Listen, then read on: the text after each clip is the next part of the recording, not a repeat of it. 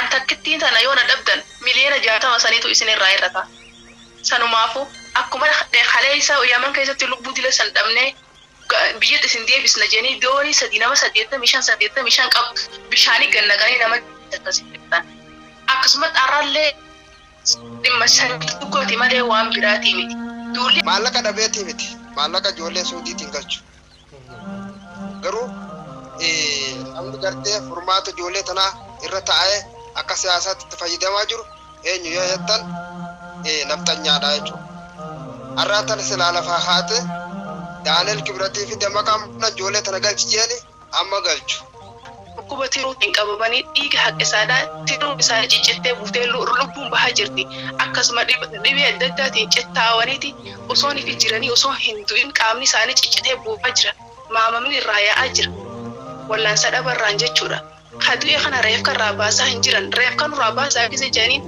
nama keessanii nyaadhaa jechaan jiran eega biratti ajaa'iboota fuudhan bira sambodanin awalan tallaaja guuran tallaaja kana keessatti biseenii fi inni gogoge zubaala darban awwaalcha dhabanii jechuudha ilmoo namaati dhala namaati namni bineensa himiti wantoonni isaa eegemu waan hedduu jira keessaa kallattii gabee hawaasni biyya keessaa ilmaan isaa kanaaf birmachuu qaba karaalee isa dandeessisuun birmachuu qaba yookaan ijoolleen Saudi Arabiyaa keessa jiran manadhaa keessaa yookaan kanneen dalagachuuf yaa'anis badii koo qabatanii miti waan takka balleessanii miti haa ta'u garuu lammiin teenya fira biraa hin qabdu Oromoo isin malee fira tokkollee hin qabdu lubbuu dilatana israafina lubbuu dilatana akkanii lubbuun isaanii qisaasamne lubbuu tana du'arraa jecha rabbi sodaadha du'aayiidhaanis bira dhaabbadha wanni nu furu rabbii keenyaa fi nu malee namni nu furu hin jiru namni dhufee nu dubbatullee hin jiru sanuma du'aayiidhaas waan khayrii rabbi biraa qabdaniin ta'u sula rabbi keessanitti seenaadha du'aayiin ijoollee tana bira dhaabbadhaadha akkasumatti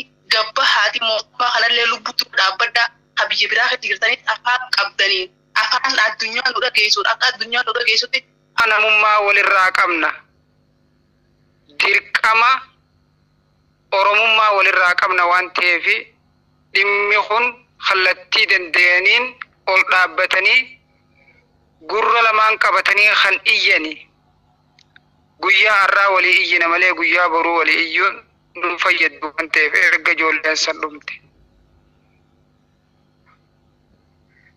kanaaf inni biyya ambaa keessa jiru kallattii danda'uun ol ka'ee dhaabbata gurguddaa addunyaatti deemee sagaleen ijoollee kana deemu beeksisuu danda'uu qaba. Abbaasiin adda addaa duratti bahaati sagalee kana nu dhageessisaadha waan nuti jiru ambitiin isaa nu dhageessu waan nuti jiru addunyaan akka nu dhageessu fira tokkollee hin qabne Oromoo wal malee walirratti illaa rakkatan jirtanii ijoollee tana rakkoo keessatti dhiibbuu hin qabnu haree giseenii fi isaan fayyaa qaban gisee isaan nu gargaaran san jaalannee arra jibbuu hin qabnu lubbuu dila tana inni israafina lubbuu dila tana akka isiin du'arraa baraaramtu bira dhaabbadhaa rabbiin isin qabneen isiniin jakka walta'ee jirraa kopheetitti. Waldaa jirraa kokeetiirraa sagalee hawaasa Oromoo guyyaadha karaa Oromiyaa miidiyaa teekinooloojiitiin sisumaaniyyuu qeerroo fi qarree Saudi Arabiyaa keessatti rakkoo hamaaf saaxilamanii yeroo ammaa kana dararamaa jiraniif sagalee ta'uu fi akkuma kanaan yaada isaanii dabarfachuuf karaa Oromiyaa miidiyaa teekinooloojiitti dhufan. Mee garanumaan hawaasa keenya kan waldaa kookee jirraa kookeeti wajjin turtii gaarii isiniin jenna. Yooyyaa karaa Oromiyaa miidiyaa teekinooloojii garanumaan bakka dhuftanii. Ani aaduu sin jennu galata. Hawaasni Oromoo akkuma beekamutti waldaa jirraa kookeetii guyyaadhaa karaa Oromiyaa miidiyaa teekinooloojiitiin keessumaaniyyuu qeerroo fi qarree keenya kan Saudi Arabiyaa keessatti dararaa hamaa argaa jiranii fi haalli isaan keessa jiranii fi keessumaaniyyuu uummanni Oromoo maal godhuu qabaa irratti guyyaadhaa kan mari'annu garanumaan mee keessumaan Nabiilaa irraa kan eegalu ta'a. Mee Nabiilaa hawaasni Oromoo biyya Saudi Arabiyaa keessa jiru keessumaaniyyuu qeerroo fi qarreen teenya dararaa hamaa keessa jiran hoggaa tokkoo fi hanga baatii lama hanga hoggaa tokkoo fi baatii 8 hanga hoggaa 2tti kan mana hidhaa keessa jiran. Mee waan kana akkamiin ilaalta? Akka qarreetittis akka uummata yookiin ammoo hawaasa Oromootitti akkamiin ilaalta isin jedha Nabiilaa irraa eegalu. Hawaasni Oromoo biyya keessaa fi biyya alaa ijoollee kana maal gochuu qaba kan jiru wantoonni isaa eegemu waan hedduu jira keessaa kallattii gabee hawaasni biyya keessaa ilmaan isaa kanaaf birmachuu qaba karaalee isa dandeessisuun birmachuu qaba yookaan ijoolleen Saudi Arabiyaa keessa jiran mana hidhaa keessaa yookaan kanneen dalagachuu yaa'anis badii tokko qabatanii miti waan takka balleessanii miti. Haa ta'u garuu mootummaa kana duratti hin gabba'ee lammiin biyya keessa hiriira lammii kanaaf iyyee yoo mana hidhaa keessaa ilmaan ijoollee kana gadi yaa'an malee furmaanni tokkos hin jiru. Hawaasni biyya alaas akkasuma gara miidiyaa irratti Facebook akkasumas gara yuutuubiitti hundi warroonni miidiyaa gurguddaa qabanis gamanumaan akka lammii kanaaf birmatan dabarsuun barbaada. Akkanitti aanu furmaanni ijoollee Saudi Arabiyaa keessaa maali kan jedhuuf furmaanni ijoollee Saudi Arabiyaa keessaa jiru kuni tokkoffaa yeroo ammaa kana keessatti ijoollee Saudi kanaan furmaata godhuu danda'e mootummaa kana gabba'ee hundu kallattii jiruun kokkee qabu yookaan birmachuu fi qaba.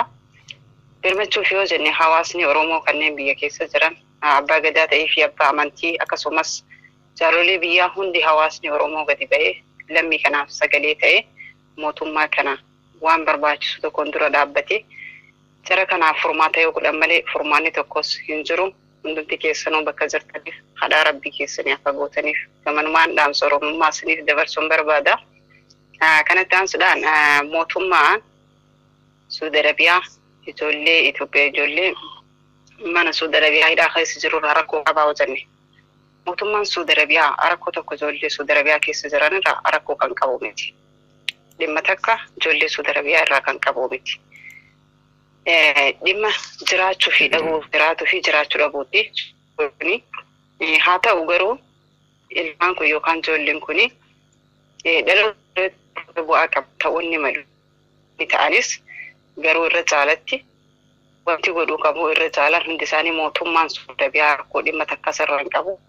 Lammiin keenya baqatee biyya namaa seenu osoo mootummaan keenya kabaja kan godhuuf taate osoo lammiin keenya kabaja qe'ee keessa argannu taate akkanatti biyya namaa keessatti kabaja dhabnee saree ta'anii mana hidhaa keessatti kiisa zoobaleetiin darbanii reeffi isaanii darbamaa hin jiru akka sareetti gatamaa hin jiru. Kuni kabaja isa biraa dhabnee lammiin keenyas biyya namaa keessatti lammiin biraas dawlaan biraas dalaraa jira jechuudha. Haa ta'u garuu yeroo ammaa kana keessatti mootummaan Saudi Arabiyaa osoo mootummaan keenya kan fudhatu taate lammii kana birmatee gara biyyaa galfatu taate irraa ka qabu miti yookaan fixuuf yookaan ceesuu kan inni qabu miti. Kuni rakkoo mootummaa keenyaati malee rakkoo mootummaa Itoophiyaati malee wallee mootummaan Saudi Arabiyaa ijoollee Itoophiyaa irraa qabu takkaas hin jiru. Ijoollee Saudi Arabiyaa yeroo ammaa kana keessatti dhimma siyaasaatirraan adda. Lammii dalagatee lubbuu isii jiraachisuuf jireenya ofii of biyyarraa ba'edha.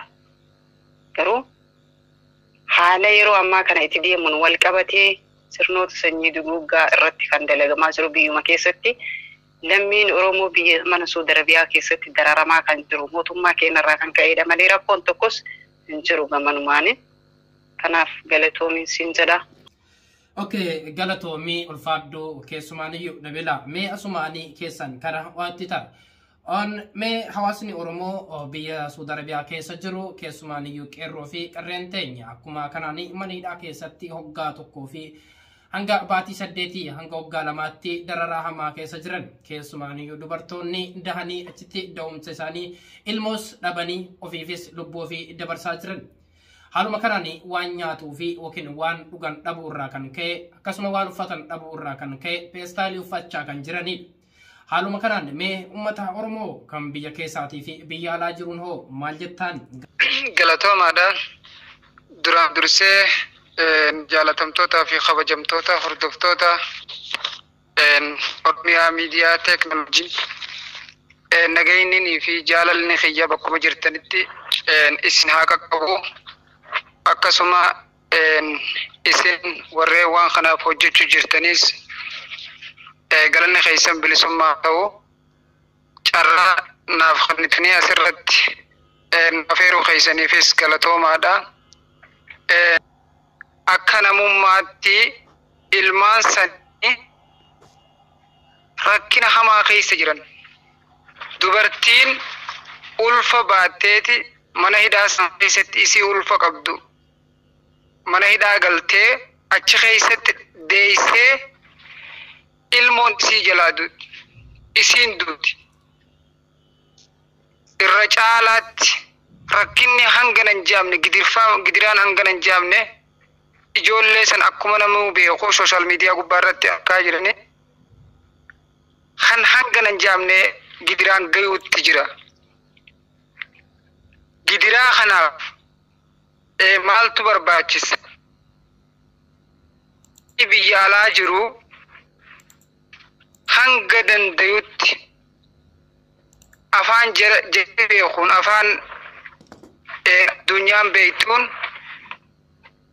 warra mirga dhala namaatiif dhaabbannee juutti dhaamsa kan geessuu danda'u qaba. Dirqama namummaa walirraa qabna. Dirqama oromummaa walirraa qabna waan ta'eef dhimmi kun kallattii danda'aniin ol dhaabbatanii gurra lamaan qabatanii kan iyyani guyyaa har'aa walii iyyina malee guyyaa boruu walii iyyuun nu fayyadu waan ta'eef erga ijoolleen san dhumte. Kanaaf inni biyya ambaa keessa jiru kallattii danda'uun ol ka'ee dhaabbata gurguddaa addunyaatti deemee sagaleen ijoollee kana deemu beeksisuu danda'uu qaba. Inni biyyattii keessa jiru immoo ilmaan kun ilmaan keessani ka biyya bulchaa jirus hundi namaatu hundi lammii biyyattii san keessa jiru. Ilmaan kuni ilmaan isaaniiti.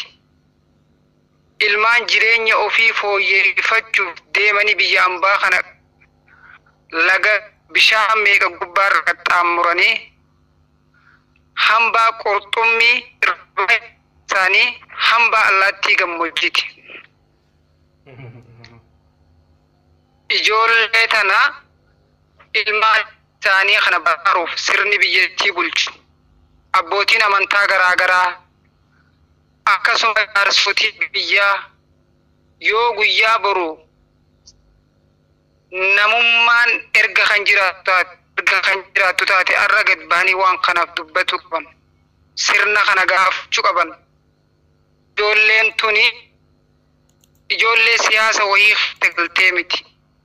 Ijoollee paartii wayii keessatti morkattuu taate yookiin paartii wayii keessatti makamtee Ayyaatole galatoomi yeroo ammaa kana keessatti jiraattota Saudi Arabiyaa kanneen mana hidhaa keessaa kana wallahi dhugaa rabbii akka itti dubbatan tokko baay'ee nama dhiba. Maaliif namni jaalatee miti lammii koo kana feestaala uffatee jiraatu kan biraa miti feestaala zubaala itti naqan kana oolu uffatee dhiisi keessi zubaala ani keessatti yookaan ta'an taate fooleen isaa hanga nama dararu nama argee beeka.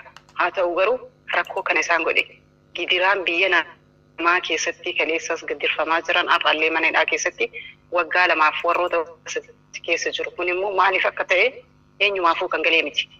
Garuu ijoolleen Saudi Arabiyaa rakkoo cimaa keessa jiranii obboleeyyan keenya kan dhalaa achi keessatti nama akka keenyatti jireenya jiraachuu fedhu garuu yeroo ammaa kana keessatti dhalaan takka ilmoo harkatti daa'ima qabattee osoo daa'imni isii harma hootu daa'imni harkatti goggoydee awwaalcha dhabuun kuni waan Oromoon jiru yookaan immoo otoo jiru du'eeti jechuudha. Oromoon osoo jiru waan du'e kuni ilmi namaa tokko dhalaan takka harkatti miti daa'imni ilmoon takka yoo irraa fuudhanii akka haadha dalteetti daa'ima takka irraa fuudhanii reeffesii yoo lafa kaa'anuu jinaasa daa'ima kana haati sun hanga miira keessa seentuu fi hanga isii rifannoon itti dhagahamu jira. Garuu qabattee guyyaa sadiif wajji mana hidhaa keessa ooluun waan addunyaa kanarratti takkaayyuu hin dhageenyellee addunyaa kanarratti takkaa hin dhageenye. Garuu wanti akkanaa kun waan dalagameef addunyaan hundi raajeffatee wanti hundi addunyaa hunda raajessiisira kun wanti akkanaa kun mootummaarraa kan mootummaa keenyarratti ka'e malee rakkoo mana Saudi Arabiyaa yookaan mootummaa Saudi Arabiyaa irraa kan ka'e miti. Haa ta'u garuu kana kan ta'aa jiru ijoolleen Saudi Arabiyaa keessa jiran feestaala zubaalaa uffatanii waan nyaatan ni takka adduutanii jiraachuun kuni namni ijaan argu namni dhagahus kuni waan ajaa'ibaati malee takkaa waan addunyaa kanarratti sirni kaleessa darbee fi kanarra jirullee ilmaan Oromoo fi akkuma Itoophiyaatittu sirni kana takkuma arginee hin beeknu dhaloota keenya midhaloota dabre irratti argatan ture. Najimeetti tan dabra najimee keessumaanuyyuu amma kana hawaasni Oromoo biyya Saudi Arabiyaa keessa jiru maal keessa jiru akkamitti jiru mee akkamitti argaa jirta ammoo hawaasa Oromoo Saudi Arabiyaa jiru kana keessumaanuyyuu qarree fi qeerroo keenya akkamiin ibsita ummata Oromootiinoo maal jetta kan biyya keessaatii fi kan biyya alaatiinis najimee. Okay, galatoma. Dhugaadha. Hawaasni ijoolleen Saudi Arabiyaa keessa jirtu hedduu takka yaaddoo hamaa keessa jirtu. Ijoolleen Saudi Arabiyaa uffata hin dhabanii, wanta nyaatan dhabanii, kiisa zubaalaa uffachuun isaaniidha. Maaliif kan ka'e yoo jennu kan bara kutee amsoolaa tokkicha san uffatee irraa bahe. Garuu akkaataa namni tokko itti fudhatu kiisni zubaalaadhaa diddaa uffataa jenna. Diddaadhaaf hin uffattu ijoolleen Saudi Arabiyaa. Lubbuurraa uffatti. Yeroo ammaan tanaatti Saudi Arabiyaan ni qabbanaa. Baatii afuraffaa keessa jiru. Qabbanarraa uffatanii. Kan irra galaa jiran simintoodha. Jalaatti ol qorra. Amsoolaa isaan kannaniif kuni ni kukkutama. Kan bara kuteetti irra galan. Kana waliif qoqqoodanii afatanii kiisa zubaalaa kana kan isaan fidaniif kana uffata hin qaban. Qaamni isaanii qullaa jira. Kan irra galan simintoodha waan ta'eef miiqaa kana uffatanii ciisan. Miiqaa kana kan irra fudhiisi. Daqiiqaa takka uffata gubbaan uffatee ni taa'uu hin dandeessu ni beeyna namoota. Garuu isaan ittiin uffatanii uffata hin qaban gaa. Ittiin rafaa jiran. Biyya qabna Oromiyaa bal'oo qaba. Mootummaa dhabne. Mootummaa Oromoo nyaatu malee dhabne. Mee asumaanii furmaanni isaa hoo maalidha jetta? Ijoollee kana yeroo ammaa kana hanga waggaa tokko baatii 8 akkasuma hanga waggaa 2tti jiran. Namoonni kunniin keessumaaniyyuu magaalaa Riyaad, Shumeesii, Makkaa akkuma kanaanii Jidda, Xaayifii fi Alkarji keessattis manoota hidhaa kutaalee Saudi Arabiyaa kutaalee garaagaraa keessatti mana hidhaa keessa jiran. Haa ta'u furmaanni ijoollee kanaa yookiin immoo hawaasa Oromootiin hanga ammaa waggaa tokkoo fi baatii 8 ijoolleen kun dararamaa turan sagalee garaagaraas baasaa turan. Garuu haa ta'u amma immoo itti hammaatee lubbuu isaaniitu of ajjeesuufi akkuma kanaan dararaa hamaan kan ammaa kana guyyaarraa guyyatti viidiyoolee garaagaraa kan argaatis jiru. Mee furmaanni ijoollee Saudi Arabiyaa kun maalidha jetteetti ilaalta? Hawaasa Oromootiin hoo maal jetta? Akkuma kanaan ammoo mootummaa Itoophiyaatii fi mootummaa naannoo Oromiyaatiin hoo dhaamsa akkamii qabda? Okay, galatoma. Ani durumaa Itoophiyaa mootummaa Itoophiyaatii fi yoo sagaleen kiyya naa dhaqqabe hedduutti akka dabarsuuf barbaada. Maaliif? Namichi kun Oromooti. Lammiin isaa miidhamu haadhaan miidhamaa jira nuti. Ni miidhamne akka malee miidhamaa jirti lammiin teenya. Mana hidhaa tokko keessa nama 700 galaa jira. Manguddoo ergatee manguddoon ni ergate asitti bira dhuftee suuraa kahaate yaati bira kijibaan. Yoo miidhamte yoo lammii saniif suuqannoo itti manguddoo maali kunuu qabeerii maaliif manguddoo ergata? Lammiin eega lammii keeka taate hin galfatta biyyatti. Manguddoo ergatee manguddoon isaaf dhufte suuraa kaatee biraa Makka deettee hajjii gootee galti. Kanaan hawaasni keenya garuu akka Oromootti namni dhugaa saniin Oromooti wanta miidiyaa Oromoo hundarratti namni miidiyaan fayyadamnu hin jiru. Miidiyaa hundarratti afaan beekuun lammii isaatiif uujee iyyuu qaba. Maaliif teenya wallaalla osoo waliif rakkachaa jiru osoo ni nyaatee hin dhugne isa zubaalaa uffachaa jiru.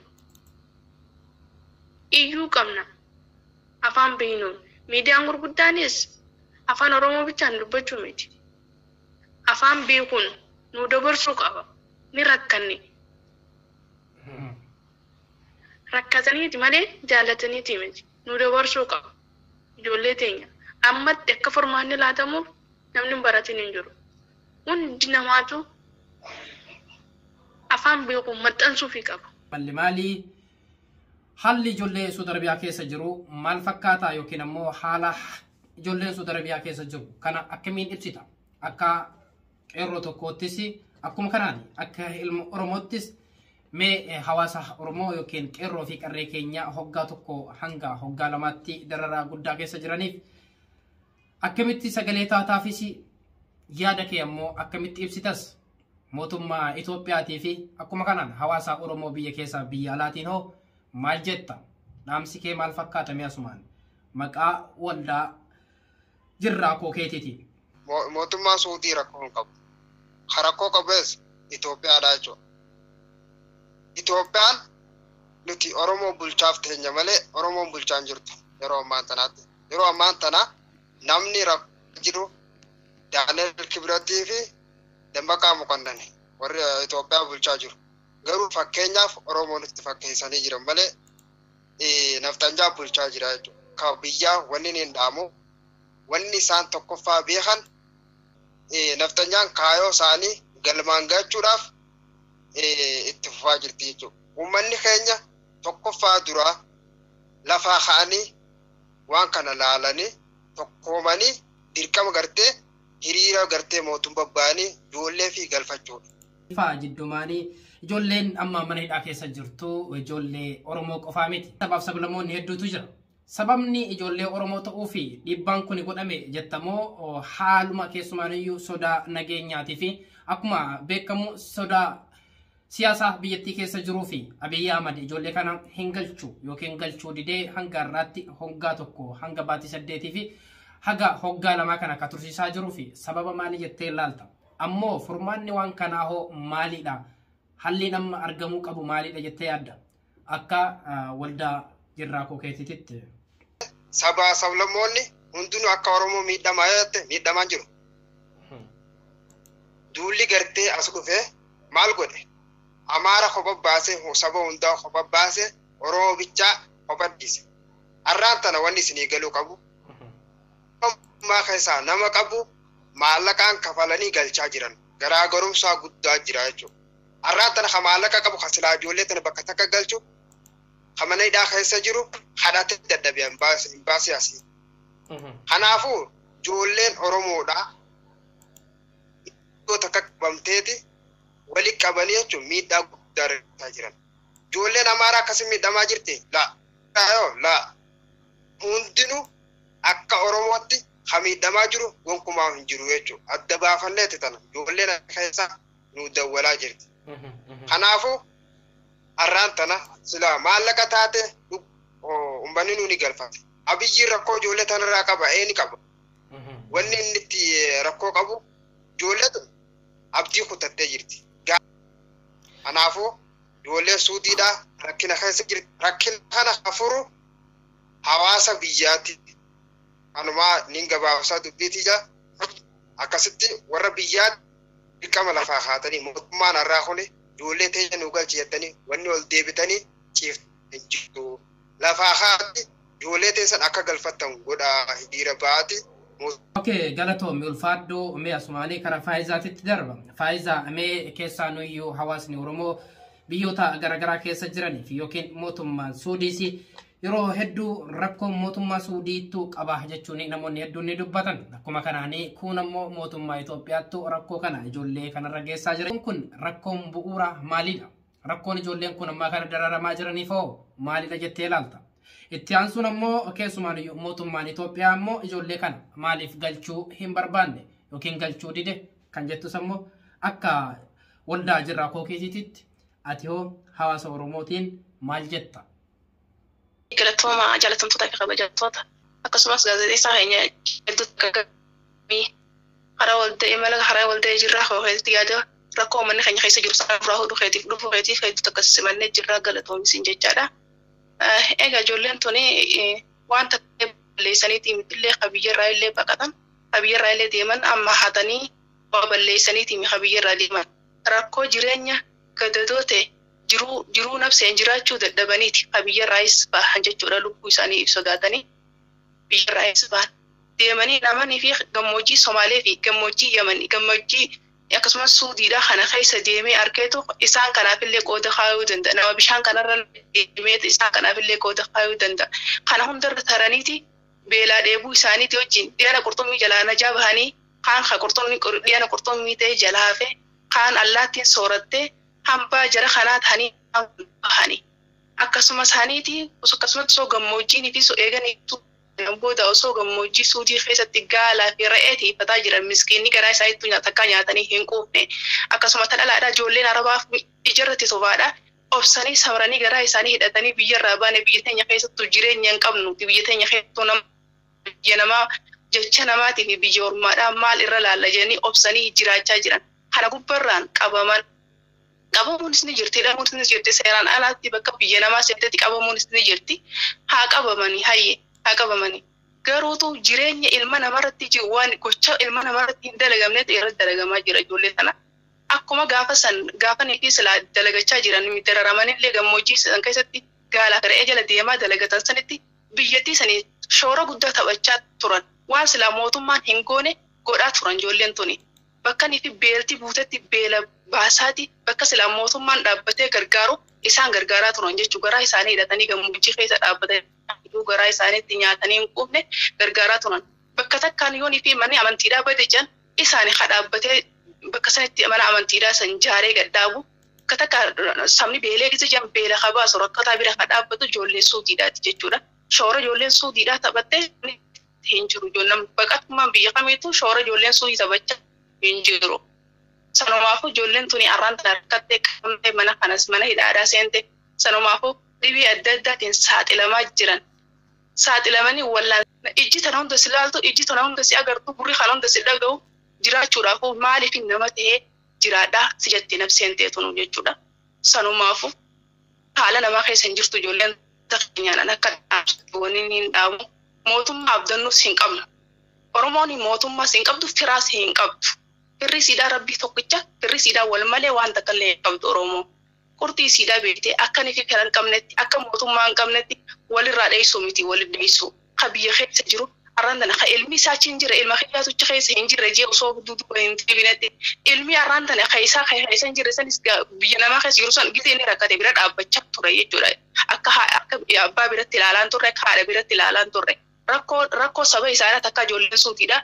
akka ija bira laaltee hin turre gargaaraa turte bira dhaabbachaa turte sanumaafuu gabbahanii mootummaa kana lubbuu dhaabbatanii jechuudha dura dhaabbatanii manguddoon ta'e haawwan keenya xiqqaa fi guddaadhaan jaarsottiin biyya tunkaatee dura dhaabbatte sabaadhaa miti yoonii fi lubbuu nama dilaa kana du'a tanarraa oolchan isaaniifillee yoonii fi bakka takka rashaneellee isaaniifillee furmaata faraja taa'u shaayidillee itti ta'an jedhee yadan akka dhuunfaa kiyyatti maaliif yoonii fi awwaalchallee dhaban guyyaa sadii fi torbaan takka booda biyya harkatan arabbi mahalee gagganama aadaa uumame abbaan keenya irraa uumame san dhabaa jirti jechuudha ijoolleen teenya. Bidila faasha taramaa jira waan kana ta'eef biyya keessa yoo doonillee biyyee ni harkatan qabrii ni harkatan gabbahanii lubbuu qaxara kanaa hin caaltu manguddoon teenya lubbuu qaxara kanaa ijoolleen tun tabaruu faayidaa qabdu tabaruu tan biyyattii san gadhaabuun toltu tabaruu biyyattii saba kana bira dhaabbachuun sabir giree boruuti ijoolleen tun ijoollee qaxara irraa reefu lafaa dhufteedha biyya waan faayidaa qabaatti ijoolleen tun gabbahanii yoo du'anillee biyyee harkatan ni awwaalaman gabbanii mootummaa kana dura dhaabbachuu. Ulfaadhoo Faayisaa mee asumaanii karaa hawaatiin taraa mee asumaanii keessumaaniyyuu haalli mootummaa Itoophiyaa yeroo ammaa kana ijoollee kana diduurraa kan ka'e ijoolleen kun mana hidhaa keessattis dararamaa jiran mee hayyoonni Oromootii fi akkuma kanaan paartileen Oromoo kan biyya keessa jiran yeroo ammaa kana maal godhuu qaban hawaasni Oromoo akkuma kanaan qeesii fi sheekoleen Oromoo maal godhuu qaban keessumaaniyyuu warroonni biyya keessa jiran maal godhuu qaban jetta asumaanii oon sagantaa kanaan mee karaa keetittiin dabra.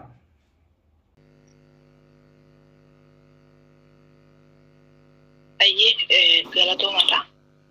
Duraan dursee ashamaa harka fuunee jecha galata kana kennuufi. Ilmi ilmaan Oromoodhaa bakka jiranitti rashanii bakka takkatti walirraree irra taa'u jira. Kabiyya jirus jiraachuu dhoorgee kabiyya ormaa jirus. Kana yoo jedhu maal ta'uu qaba? Wanti ta'uu qabu tokko warri biyya keessa jiru ilmaan isaanii liinshoo lafa ligdaawaa kanarra ciisanii kiisa feestalaa uffatanii ajira yakka tokko maleedha. Kanaaf cal'isanii itti ilaaluu hin kallattii danda'amu qeerroof qarreen biyyaa fi biyyootii daddaa keessa jiranillee wanta kana balaaleffatanii miidhaan guddaan ijoollee Saudi Arabiyaa keessa jirtu raawwatame kun akka irraa ka'u karaa ta'een itti ilaaluu hin qabnu. Garaa qabu achi keessatti irraa bahee yookaan deettee gaasan irratti ofii duutee ilmoon harkatti du'aa jirtu. Mootummaa naannoo Oromiyaa wayin maalii biyya jedhamu kun biyya barbaade deemee bashannanee hasilaa qarqaaru dhiisee bakka biraa deemee dura ofu bakkuma itti tole. Ilmaan Oromoodhaa akka dararamu jirtu tana keessan hidhaa Saudi Arabiyaa keessatti osuma biyyoonni adda addaa kan Sumaalee kan Amaaraa kamaal jedhu osoo jiru keessa miidhaan gadi fagaattee ilmaan Oromootirra jirti. Kana numartuu hin beekna. Kana waan taateef jal'isanii as qabanii achi qaban malee osoo ka isaanii keessa jiraatee akka ilmaan Oromoo kanatti miidhaa ka qabu taate har'a tanaa miti. Kenna kana garuu beekaa itti obsanii akka ijoolleen tuyyuu biyyas galte waliin waan beekaniif. Gaazii fi kirbiinii wal bira yoo akka waliin hambifne waan beekaniif irra dalagu nurraa haa dhaabatu. Warri biyya keessa jiru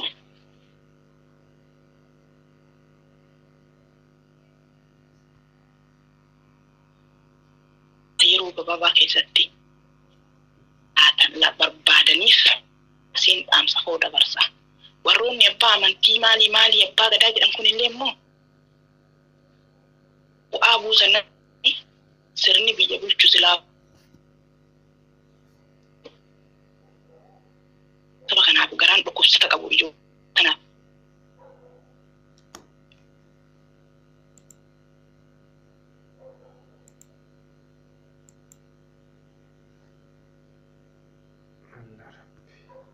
Hello. Sagalee kiyya dhageessu. Hayyoota Oromiyaa keessa jiranii fi akkuma kanaanii biyya keessa jiraniin hoo maal jettan?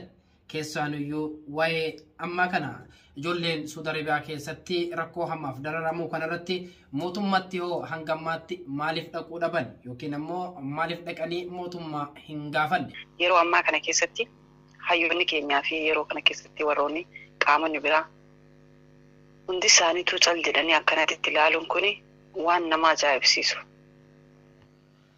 Ijoollee Oromoo qofaa miti lammii hedduu kan achi keessa jiru. Irraan Oromoo qofa xiyyeeffatu malee lammiilee hedduu achi keessa jiru. Irra caalaan kan achi keessatti gubataa jiru, kan dararamaa jiru, kan ufajjeesaa jiru, kan achirratti odoo achi keessa jiru diinni itti roorrisaa jiru ilmaan Oromooti. Kanaafuu yeroo kana keessatti hayyoonni keenyaas sagalee ijoollee kanaaf akkanuma ta'an warroonni akkasuma qaama mootummaas ta'e miti mootummaas ta'e hundi isaanuu lammii kanaaf akka birmatan ijoolleen Saudi Arabiyaa dhimma siyaasaa kanarraa bilisa. Namni yoo ofiifu mootummaan lammii tokko dadhabu taate ofiifu waan biraas dadhabu addunyatti naa birmadhaa jedhee addunyaa kadhata. Addunyaan akka birmatuuf inni akka addunyaan lammii kana keessaa hin baafne yeroo ammaa kana keessatti lammeen kun rakkoo keessaa hin baane daranuu irratti dalagaa jiran ijoollee kana jechuudha. Badii takka qabaatti miti ijoolleen badii takkaas hin qabdu. Haa ta'u garuu musiibaan akkanatti isii dha'e kun warra amma yeroo ammaa kanas aangoo isaa tolfachuuf ani jabaadha jedhee taa'u kanallee deemee akka carraa ta'ee bira dhufuun ni mala. Garuu lammii kanaaf akka birmatan. Hayyummaan yeroo kana ilmaan kun har'a hayyuun jara caalu hayyuun yoo kana caalullee jara kana keessa jiraachuu ni mala. Namni akka jireenyaa ta'ee biyyarraa ba'ee carraan kun nama mudatu jechuun jiruu du'aa sattuu irratti lammiin Oromoo. Du'aan booda keessa jiran lammiin kun akkanatti gubatu irra mana keessa gubatu jiru kana argurra lammiin tokko osoo jiramee namni tokko osoo dhabamee mataan dhabamee irra jirti. Maaliif akka ta'e maruu ni beekaa garuu haa ta'u ijoolleen Oromoo ta'ii saba biraas ta'ii Itoophiyaa haa ta'uyyuu garuu siyaasaa irraa bilisa ijoolleen kun lubbuu isaaniitiif jiraachuuf biyyarraa bayan jireenyi isaanii ooffachuuf biyyarraa bayan ijoolleen Saudi Arabiyaa kaleessas har'allee rakkataa fi biiliyaa isaaniillee birmatanii cinaa dhaabbachaa turan. Hawaasni Oromoo maaliif hin birmanneef? Badiin isaan qaban maali? Hawaasni kun kaleessa yoo uummanni biyya keessatti biile yoo uummanni biyya keessatti rakkate. Masgiida ijaaraa turan, beeta kiristaan hunda ijaaraa turan. Ijoolleen kun waan hedduun dalagaa turan. Badiin jarri qabu kana keessatti qaamummaas ta'ee miti mootummaas ta'ee xiyyeeffatee ijoolleen kun achitti gubatuuf maali birmachuu fi addunyaan bakkuma jiru akka Oromoo qofatti don taane addunyaan lammii kana yaani koo kanumaan xumuree akka waldaa jirraa koo keetitti guyyaa hadhaa sagalee ijoollee Saudi Arabiyaatii fi akkuma kanaan ergaa hawaasa keenya dabarsuu fi kallattiilee yookiin immoo bakka bu'iinsaan garee yookiin immoo waldaa jirraa koo keetiitiin maqaa dhaggeeffattootaa fi daawwattoota Oromiyaa Miidiyaa Teknooloojiitiin keessaan ergaa karaa xumuraatiif yoo qabaattan asumaan harka tokko yookiin nama tokkoof carraa kenna ulfaadhaa isiniin jedhani carraa nama tokkoof garanumaan kenna. Lammiin teenya fira biraa hin qabdu Oromoo isin malee fira tokkollee hin qabdu lubbuu diletana hin siraafina lubbuu diletana akkanii fi lubbuun isaanii hin qisaasane lubbuu tana du'arraa hojjaa rabbi sodaadhaa du'aayiidhaanis bira dhaabbadhaa wanni nu furu rabbii keenyaa fi nu malee namni nu furu hin jiru namni dhufee nu dubbatullee hin jiru sanuma du'aayiidhaas waan khayrii rabbi biraa qabdaniin ta'u sula rabbii keessanitti seenaadha du'aayiinis ijoollee tana bira dhaabbadhaadha akkasumatti gabba haati mootummaa kanallee lubbuutu dhaabbadhaa habiyya biraa kan jirtanitti afaan qabdaniin afaan addunyaa nu dhageessuudha akka addunyaa nu dhageessutti ambaasilee adda addaa duratti bahaati sagalee tana nu dhageessisaadha waan nuti jiru ambitiin isaan nu dhageessu waan nuti jiru addunyaan akka nu dhageessu fira tokkollee hin qabne Oromoo walmalee walirratti illaa rakkatan jettanii ijoollee tana rakkoo keessatti dhiibbuu hin qabnu halee giseen fi isaan fayyaa qaban gisee isaan nu gargaaran san jaalannee arra jibbuu hin qabnu lubbuu dile tana inni siraafina lubbuu dile tana akka isiin du'arraa baraaramtu bira dhaabbadhaa rabbiin isin qabneen isiniin jakka waltee jirraa kopheetitti. Okay, galatoomaa ulfaadhaa horaa bulaa deebanaa keessumaaniyyuu akka waldaa jirraa kookeetitti sagalee uummata keenyaa keessumaaniyyuu ijoollee Saudi Arabiyaa ta'uu fi kutaalee garagaraa irratti fi akkuma kanaan biyyoota garagaraa irraa sagantaa kanarratti hirmaattanii hadhaa waan wajjin turtii gootanii fi horaa bulaa deebanaa isiniin jedhamu. Dhaggeeffattootaa fi daawwattoonni Oromiyaa Miidiyaa Teknooloojii sagantaan keenya guyyaa har'aa marii hawaasaa Oromoo keessumaaniyyuu waldaa jirraa kookeetii wajjin taasifne kanumaan xumurra sagantaa guyyaa biraa qabannee hanga isin wajjin walitti deebinutti horaa bulaa deebanaa isiniin jenna.